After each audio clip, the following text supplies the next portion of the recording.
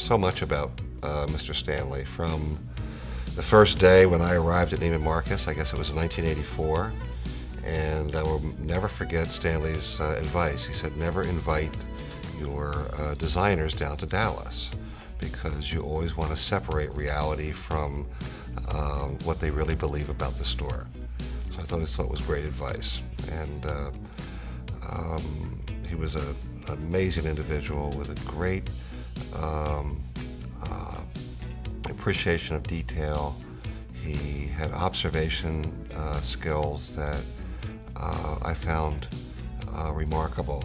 He was a mentor to so many people in our industry, and an individual I think all of us still look up to as a role model on how to conduct ourselves, how to do business professionally, and how to be forever interested in what's new and what's circling around us in our lives. Well, clearly there's a lot more business, so the role on one side has been, it has the ability to generate significant more volume than it did 40 years ago, when the store was the brand. And in many cases today, the brand happens to be the designers.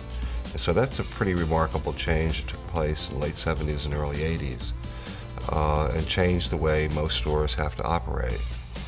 From days when many designers' labels were cut out of the clothes when they went into a store, to today people bragging about having those labels in their store. So for the retailers, it's been a very significant change on how a retail operation markets itself and considers itself. I think none of us really look at American versus French versus Italian fashion. We look at fashion first, and that's the headline about what we do for a living. However, over the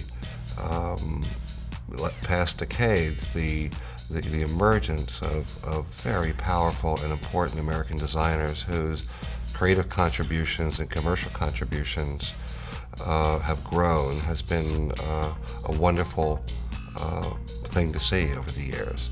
I think there was a time when American designers were thought of as a Me Too group of individuals by the Europeans, till today where the Europeans in many cases are hiring Americans to be the designers of their collections. So it's a tremendous change for the American designer community, and I have always believed that the creative juices that flow within the American market, and particularly here in New York City, are probably the most potent stimulator to fashion in the world.